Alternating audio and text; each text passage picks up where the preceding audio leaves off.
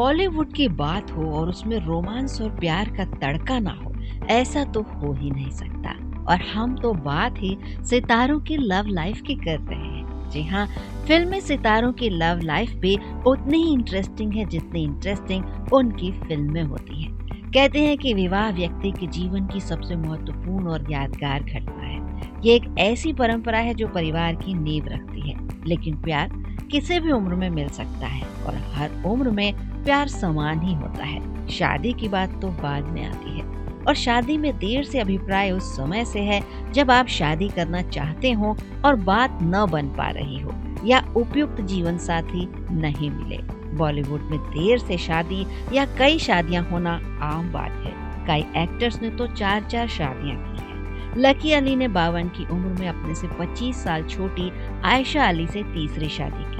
संजय दत्त, सिद्धार्थ राय कपूर, विधु विनोद चोपड़ा, नीलिमा अजीम सभी ने 3-3 शादियां की। फिल्म मेकर हंसल मेहता ने 54 की उम्र में सफीना से शादी रचाई। उनकी वेडिंग पिक्चर्स अटूट और अनकहे रिश्ते की गवाही देती हैं। ये उनके लिए अचानक और अनप्लान्ड था, पर वादे सच्चे थे। नीना गुप्ता निजी जिंदगी में भी उतनी ही निर्भीक और सच्ची हैं जितनी फिल्मी पर्दे पर। उम्र के तीसरे पड़ाव पर उन्होंने विवेक मेहरा से पहली शादी की। 60 साल की सुहासिनी मूले तो शादी करके फेमिनिज्म आइकॉन ही बन गई है। 60 साल की आशीष विद्यार्थी, 52 के सुपर मॉडल मिलिंद सोमन की उम्र प्यार के आगे हार गई। कबीर बेदी ने 70 की उम्र में चौथी शादी की।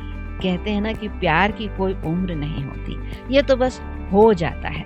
मिलिंद तो उम्र में अपनी सास से भी बड़े हैं। खैर जनाब, कुंडलियां तो इन सितारों की भी होती होंगी। ज्योतिष शास्त्र में विवाह में देर सवेर होने का कारण कुंडली से जुड़ा है। कुंडली के भावों में ग्रहों की स्थिति के अनुसार विवाह जल्दी या देर से होते हैं। कुंडली के भावों में शुभ अशुभ ग्रहों के संयोग और उनकी परस्पर दृष्टि से विवाह में बाधाएं आती हैं, देरी होती है। सप्तम भाव के अलावा कुंडली का लग्न भाव, द्वितीय, पंचम, नवम, अष्टम और एकादश भाव भी विवाह के योग पर असर डालता है। कुंडली का 7वां घर बताता है कि किस उम्र में शादी होगी, कौन सी दिशा होगी जहां प्रयास करने पर बात बन जाए, जीवन साथी कैसा होगा, एक शादी होगी, कई शादियां होंगी या तलाक होगा। चंद्रमा, बुध, गुरु और शुक्र शुभ ग्रह हैं। इनमें से कोई एक सप्तम भाव में हो तो शादी की रुकावटें स्वयं समाप्त हो जाती हैं, लेकिन इनके साथ कोई और ग्रह भी हो तो रुकावट जरूर आती है। राहु, मंगल, शनि, सूर्य जैसे अशुभ ग्रहों का 7वें भाव से संबंध किसी भी प्रकार से दाम्पत्य जीवन के लिए शुभ नहीं है। बुध जल्दी और सूर्य एवं शनि विलंब के कारक हैं। बहुत देर तब होती है जब एक से अधिक अशुभ ग्रहों का प्रभाव सप्तम भाव पर हो। शनि राहु, मंगल राहु, चंद्र राहु, शनि सूर्य, मंगल सूर्य, शनि मंगल एक साथ 7वें या 8वें भाव में हो तो विवाह में बहुत अधिक देर होती है। ग्रहों की बलाबल और राशि के कारण भी कई बार शादियां नहीं हो पाती।